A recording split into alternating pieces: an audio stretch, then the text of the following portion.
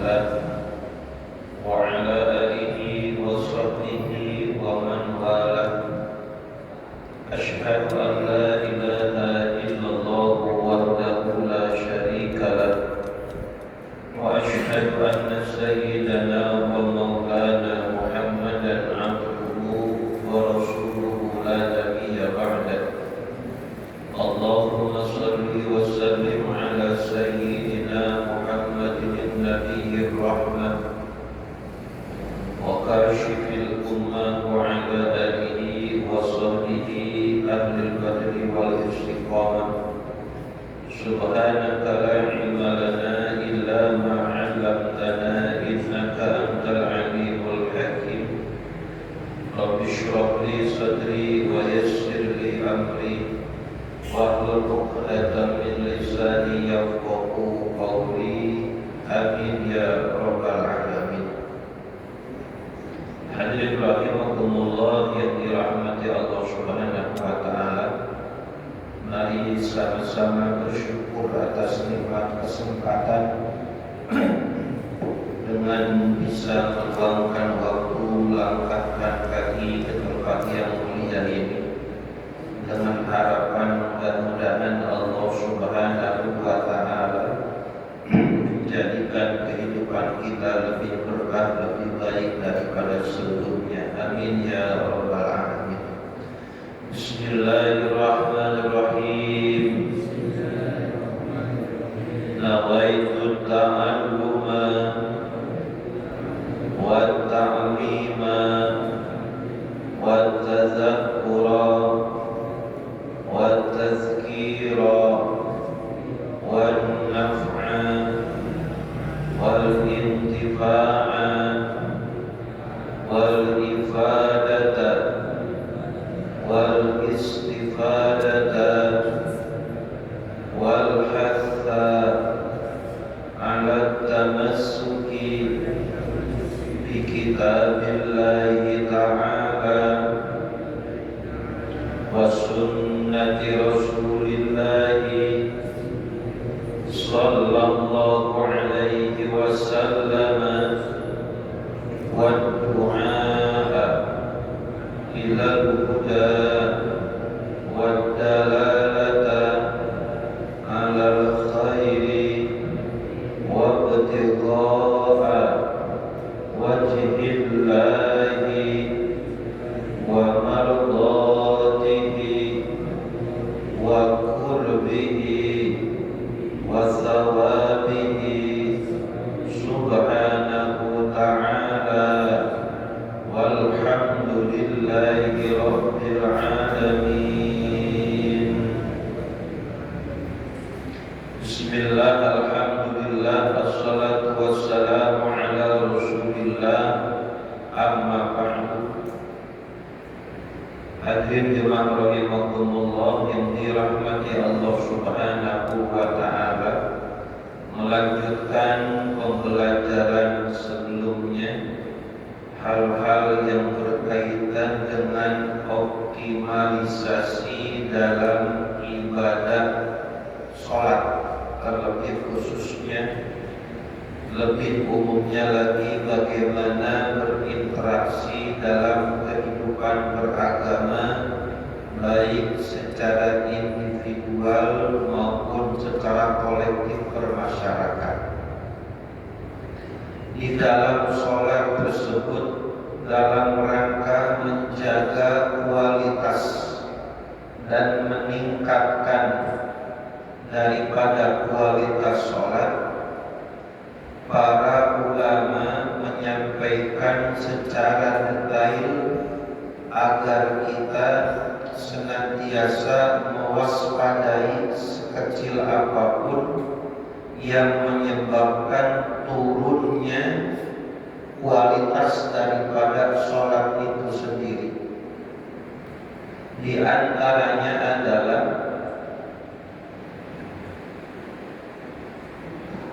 Allah yaltafita bi ra'sihi yamnatan wala yasratan, dalam rangka menjaga kualitas ibadah sholat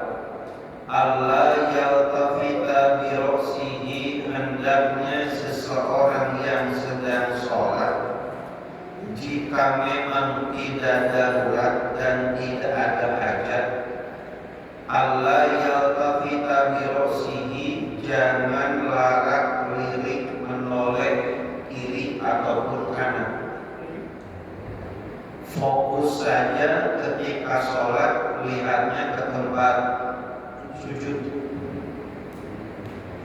Sholat memberikan pelajaran penting agar dalam kehidupan ini jangan terlalu banyak melarat melirik kiri ataupun kanan. Fokus dalam masalah yang sedang dihadapi. Maka di awal salah satu amaliyah daripada sholat ini adalah ayyan nuro ila mahal sujudi. Dianjurkan orang yang sholat ketika sholat pandangannya diarahkan pada satu titik, yaitu tempat sujud. Kenapa demikian? Karena ketika sholat saja setan iblis itu tidak akan henti, tidak akan diam bagaimana caranya menggoda, mengganggu orang yang sedang sholat. Salah satu upayanya ketika sholat, lihat pandangan arahkan ke tempat sujud. Karena bila mana pandangan sudah tidak menuju ke tempat sujud, maka akan muncul masalah-masalah yang akan mengganggu kekhusyuan sholat. Lirik ke kanan, lirik ke kiri, nanti akan adanya masalah-masalah baru. Bukan hanya lirikannya, tetapi objek yang diliriknya. Lagi sholat kita yang seharusnya meliriknya ke bawah ke tempat sujud, naik ke atas. Liriknya, melihat apa? Melihat punggung orang. Orang yang berada di depan kita, pakaiannya corak-corak, dan mulai bakal busuk. Pak Ustaz melihat ke depan enggak, melirik kiri kanan enggak, cuman sejadahnya macam-macam coraknya, itu juga repot juga. Melirik ke depan, khawatir umpamanya musim batik, apalagi nanti musim-musim partai, gila, pakaiannya aneh-aneh. Apalagi ketika di depannya itu umpamanya seorang pemborong pakai bajunya hadiah dari cek, dibaca hanya hijau yang aku miliki, dibaca juga hadiah cek, hadiah dipakai sholat.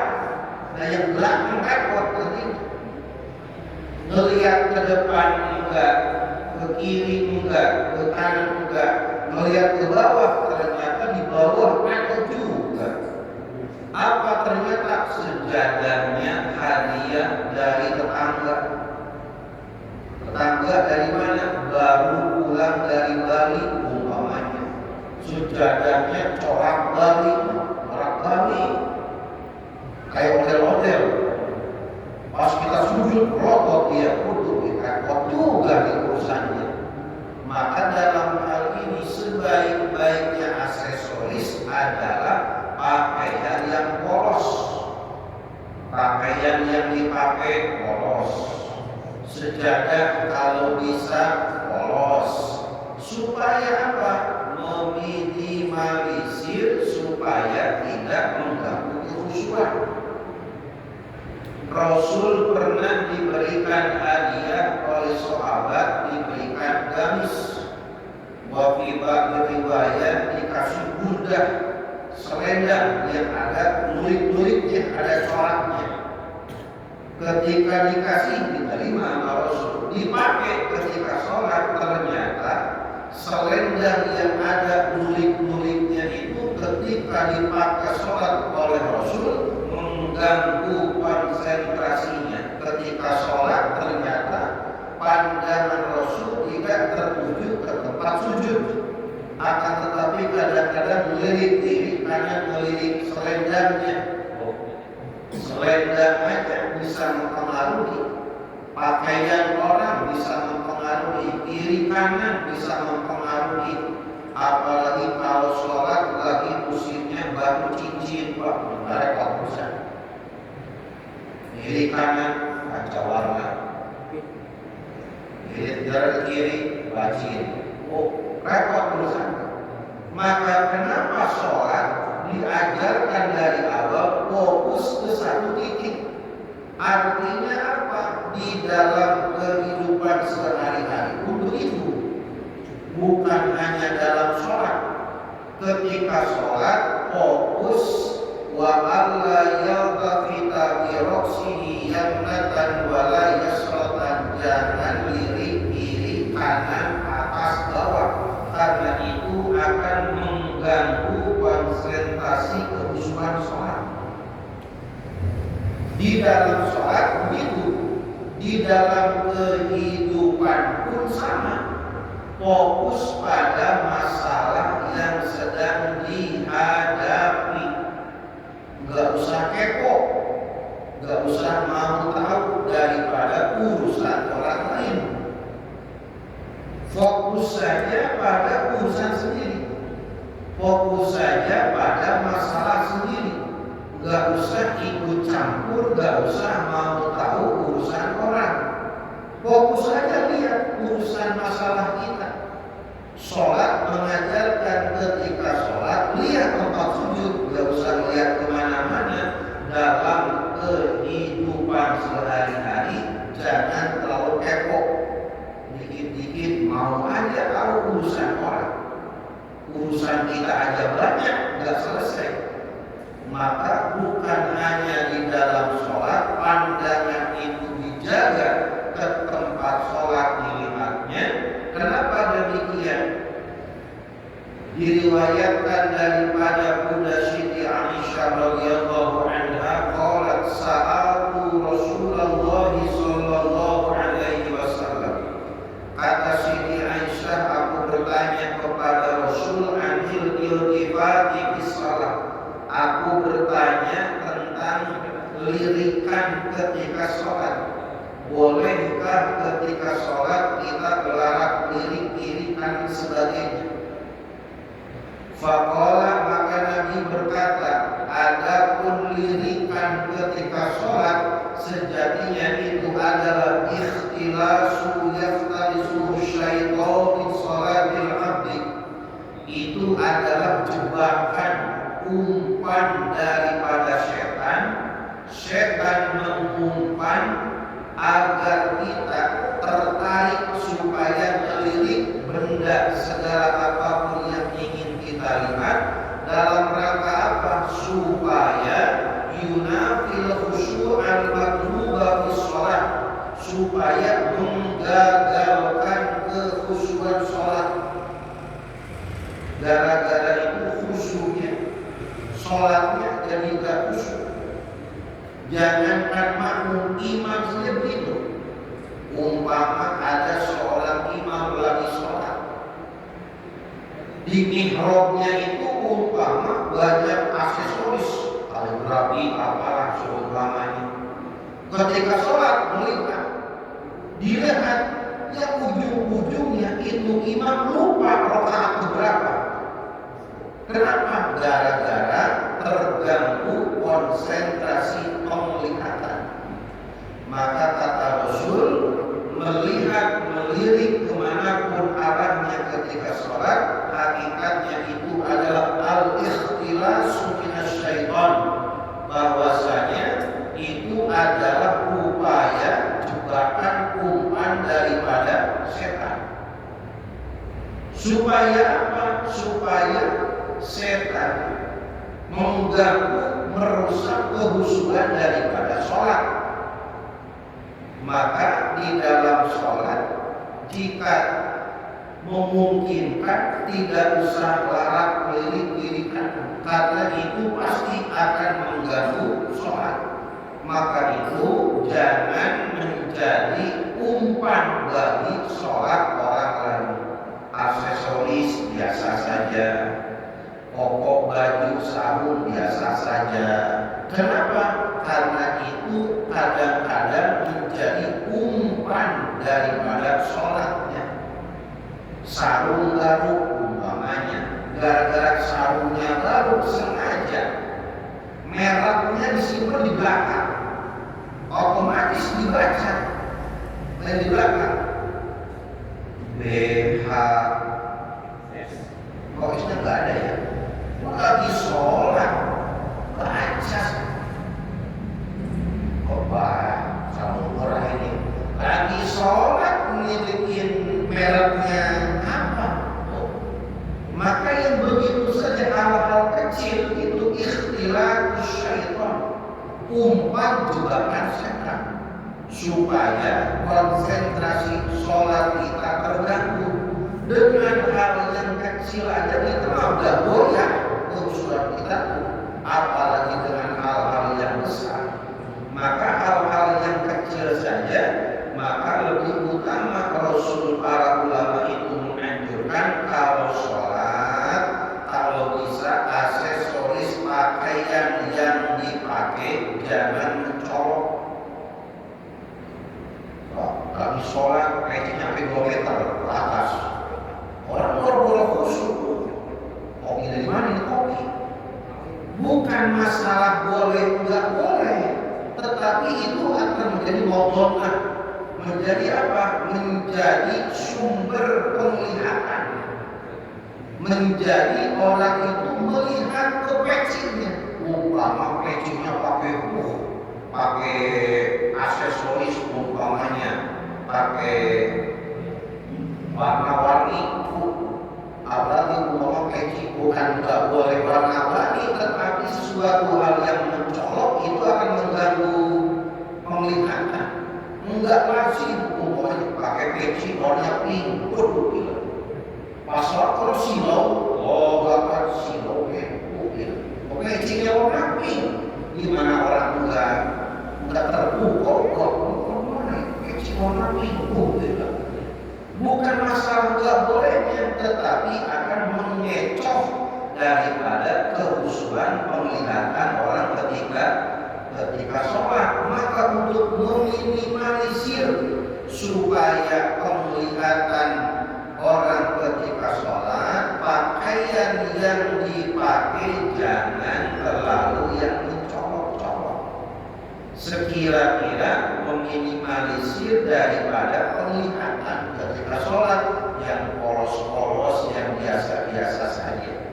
Maka yang rapi, yang bersih, bukan masalah baruan bersih, yang penting mah rapi, bersih, layak dipakai untuk ibadah.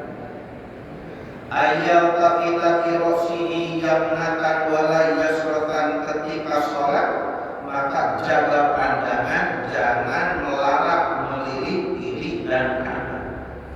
Kenapa ini juga? Satu, banyak faktornya. Faktor yang pertama dari dirinya sendiri, yang dipakainya nggak aneh-aneh.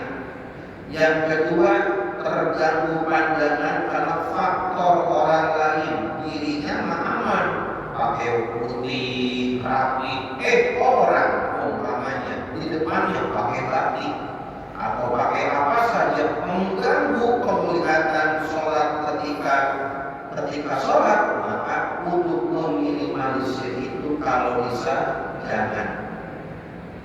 Yang ketiga, faktor yang mengganggu penglihatan ketika sholat adalah lingkungannya sendiri. Apakah lihat karpetnya, apakah lihat sejadahnya, apakah lihat ornamennya. Ada orang sholat, selama dia sholat baca papan pengumuman.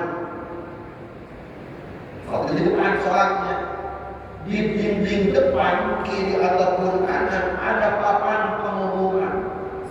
Dan sholat dibaca baik. Pengeluaran 2.350.000, pemasukan tombol kotak lagi, sholat dibaca baik. Muadzin, ustaz anu, imam, ustaz anu, khatib, ustaz anu. Kata dia, kok namanya salah ini ya.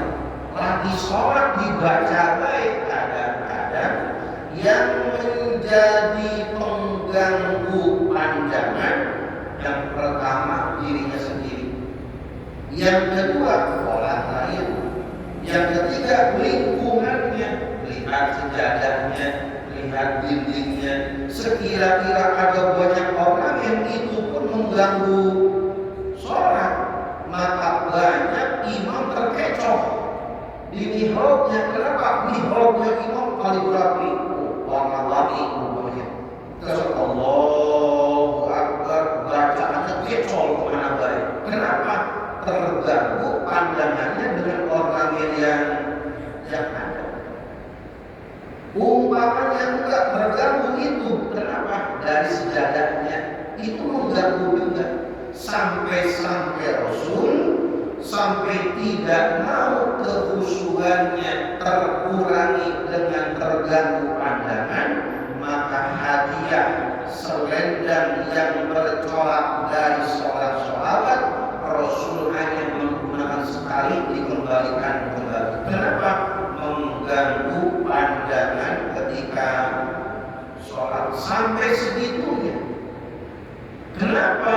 Karena ini lagi sholat.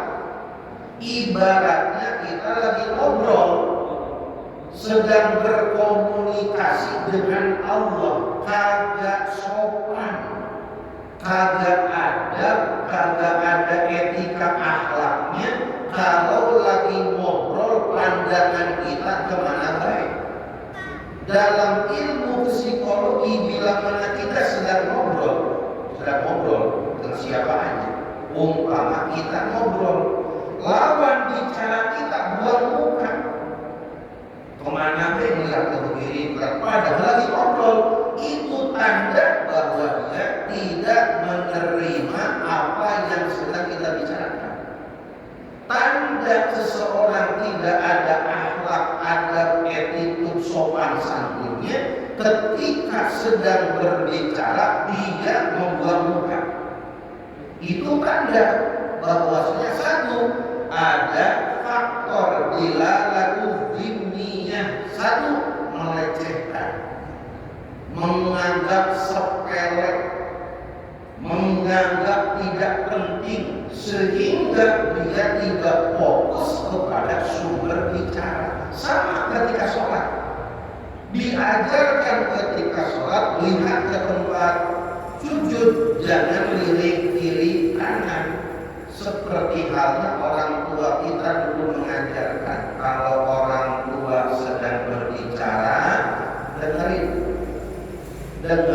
jangan sampai pandangan kita beralih kemana-mana, seakan-akan kita enggan untuk mendengarnya. Dalam konsep modern sekarang, sampai ulama-ulama kontemporer kekinian menjelaskan, cukuplah menunjukkan bahwa adab seseorang begitu rendahnya etika, sopan santun adab seseorang, ketika engkau berbicara dengannya, dia malah sibuk memainkan alat komunikasi. Selesai. Umpama kita ngobrol, lagi meeting lah, katakan begitu, dua orang ngobrol, kita sedang berbicara, lawan bicara kita malah main apa, itu tanda betapa dia tidak menghargai, menunjukkan betapa rendah attitude akhlaknya. Dalam sholat sudah diajarkan, ketika sholat maka ayam duro ila mahalli sujudihi, ketika sholat fokus pandangan ke tempat sujud, jangan lirik kiri kanan, seakan-akan kita itu enggak betah, kesel ketika berkomunikasi dengan Allah padahal sedang sholat. Maka ketika berkomunikasi dengan Allah dengan melaksanakan sholat, diajarkan di dalam sholat, satu, berakhlak dengan menjaga pandangan ketika sholat. Selanjutnya, alla yusawwiyal hasa fi mawdi'i sujudihi asna as-shalah. Di antara adab etika ketika sedang berjalannya sholat, alla yusawwiyal hasa fi mawdi'i sujudihi asna as-shalah. Seseorang jangan menyapu tempat sujudnya bila mana ada kerikil. Mau sujud tempat sujud kita ada kerikil, kita sapu dulu. Alla yusawwiyal hasa fi mawdi'i sujudihi asna as-shalah wa alla yusawwiya jabhatahu ba'da sujudih. Satu, tidak dianjurkan yang pertama mengusap jidatnya ketika setelah sholat. Umpama setelah sujud ada yang nempel, debukan itu, kerikilkan itu, umpamanya kita sholat sebuah masjid, sholat di musola atau sholat di rumah, ternyata tempat sholatnya penuh dengan debu ataupun ada kotorannya, kita langsung sujud. Nah, setelah sujud nempel debukan itu, apakah itu makruh? Debu yang menempel, kerikil yang menempel di jidat setelah sujud makruh diusap, dihilangkan. Kenapa demikian? Diriwayatkan daripada Mu'aikib radhiyallahu anhu anna Nabiy sallallahu alaihi wasallam fi rajuli yusawi turab haitsu yasjudu. Diriwayatkan Nabi menceritakan seseorang ketika sholat dia mengebas-ngebaskan tempat sujudnya supaya tempat sujudnya gak ada kerikil, gak ada debu padahal sedang sholat. Kalau mau dikipas-kipasin, dibersihin seharusnya sebelum sholat. Sebelum sholat dadanya kita kebukin dulu. Sebelum sholat tempat sujudnya kita kipas-kipasin dulu. Nah, itu baru diperbolehkan. Kalau sudah berjalan sholat, alla yusawwiyal hasa, tidak diperkenankan untuk menyapu kerikil ataupun apapun yang berada di tempat sujud. Rasul menceritakan, qala in kunta fa'ilan fawahidah, bila mana engkau ingin melakukannya, umpama di tempat sujudnya terlalu banyak kerikil, berikutnya banyak, bila mana engkau ingin menyapunya, kata Rasul, in kunta fa'ilan fawahidah, kesempatannya cuma sekali. Sudah, kalau bersapuin sekali sudah, jangan sampai berkali-kali. Kenapa? Kesempatannya telak. Seharusnya kalau mau tempat sujudnya supaya nyaman, bersih, bersihkannya sebelum sholat, jangan ketika sholat. Maka Rasul masih memberikan kesempatan, in kunta fa'ilan fawahidah, bila mana engkau ingin mempraktekannya. Umpama ketika kita sholat, sejadah ataupun tempat sujud yang akan kita sujud di sana ada debu, ada kerikilnya. Bila mana kita ingin membersihkannya, kesempatan cuma sekali. In kunta fa'ilan fawahidah, mau sujud kita kasih dulu, udah sampai dua kali batal zakat. Kalau 3 kali maka kesempatannya hanya satu kali. Umpama kita sholat di sini di depan banyak debunya, umpamanya belum dimaklum sebab debunya banyak. Pas ketika sujud pertama nempel di sini debunya, waduh, ini debu yang amat berarti. Terus bagaimana in kunta fa'ilan, bila mana engkau ingin mengkibasnya, menyapunya, membersihkannya, kesempatannya fawahidah rusak, tidak boleh berkali-kali. Kenapa demikian? Qala an-Nawawi fil Majmu', berkata Imam Nawawi dalam kitab Al-Majmu', makna hadis, adapun makna hadis ini adalah la tamsah, jangan engkau mengusapnya, apakah debu yang menempel di jidat ataupun debu yang menempel di tempat sujud. Kenapa tidak boleh diusap, tidak boleh dibaskan? Seakan-akan ketika sholat kita menunjukkan satu gerakan yang mana gerakan itu menunjukkan bahwa kita tidak totalitas. Seharusnya disiapkannya sebelum sholat, jangan ketika sholat. Kalau mau memperbaiki dari awal, jangan sudah jalan baru diperbaiki.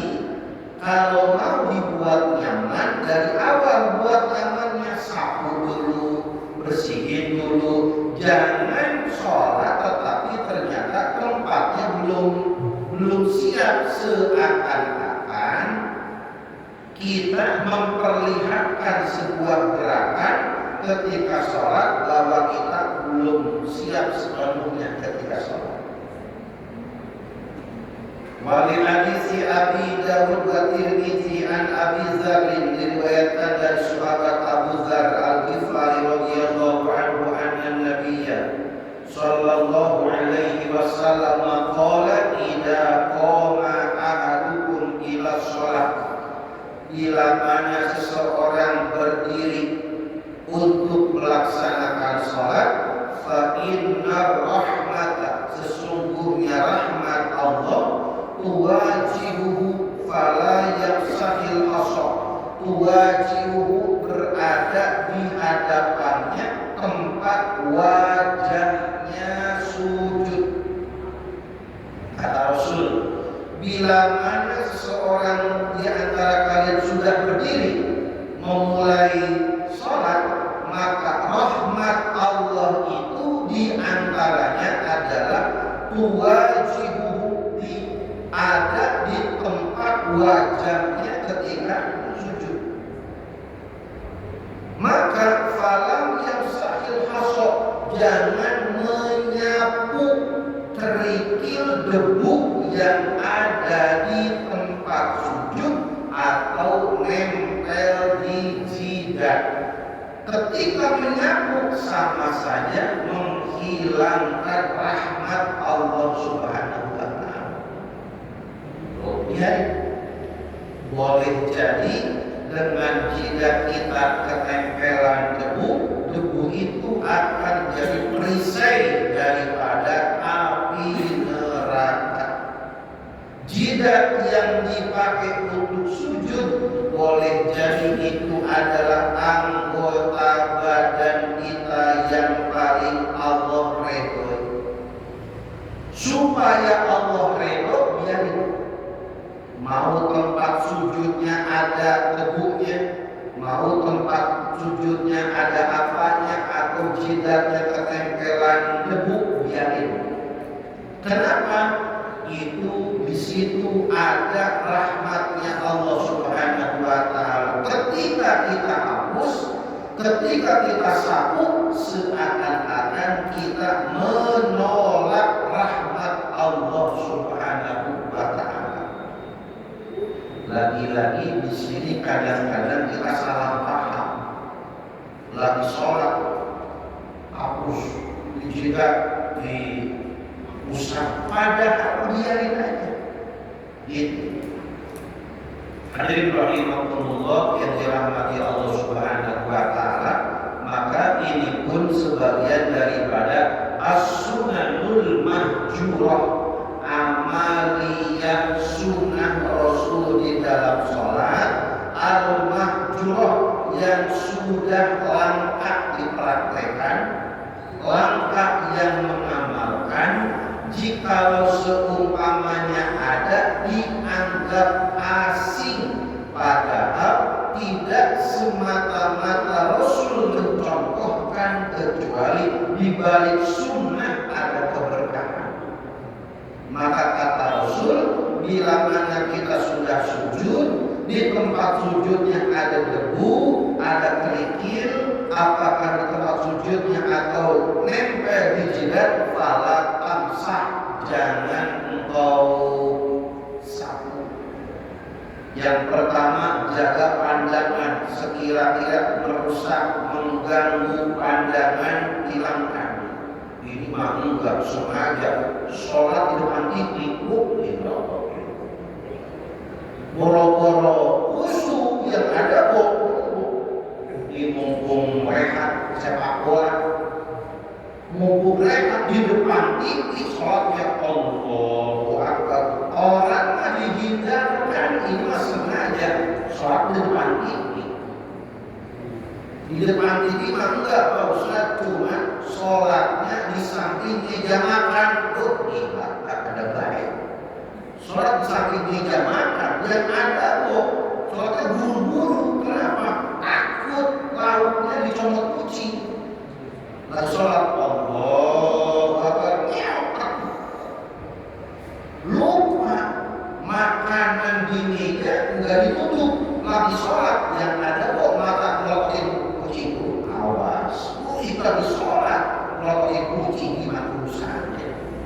Maka ketika sholat, hindarkan semua hal yang mengganggu pandangan semua. Hilangkan, hindarkan. Kenapa? Itu jebakan setan. Ikhtilasu minasyaitan, jebakan setan yang sengaja dibuat supaya pandangan kita tertuju ke sana. Yang kedua, kadang kita salah paham ketika sujud, seumpama tempat sujudnya ada kerikil, ada debu, seumpama setelah sujud jika kita ketempelan debu atau kerikil, fala tamsah, jangan diusap, itu pertanda rahmat Allah Subhanahu wa ta'ala. Dan yang tak kalah penting ketika sholat, supaya sholatnya tenang, khusyuk dan nyaman, Allah yusolla haqinan bil baul, jangan sekali-kali sholat menahan kencing. Kalau mau pipis dulu, jangan ditahan pipis setelah sholat, yang ada bakal khusyuk. Udah menahan pipis, nemu imamnya lama, siksa itu mah. Itu pipis kita mau kencing dari ujung, tinggal buka keran, nemu imamnya lama, siksa itu pas sholat. Karena dia nyesal kalau mau imam tadi kencing dulu dari awal hingga akhir pasti berdumel sholatnya, nggak bakal khusyuk. Kenapa? Hakinan bil baul, ketika sholat nahan pipis, berantakan sholatnya. Wala hakiban bil ghaib, dan yang kedua adabnya ketika hendak sholat, jangan nahan BAB. Udah tahu tadi makan 3 piring, makan 3 piring nambah, sholat lantar aja, sholatnya bener. Lalu sholat mulus, orang cap kalau sambalnya 4 sendok, petai sama jengkol dia habis 5 piring, aku lagi sholat mulus tuh, kita coba.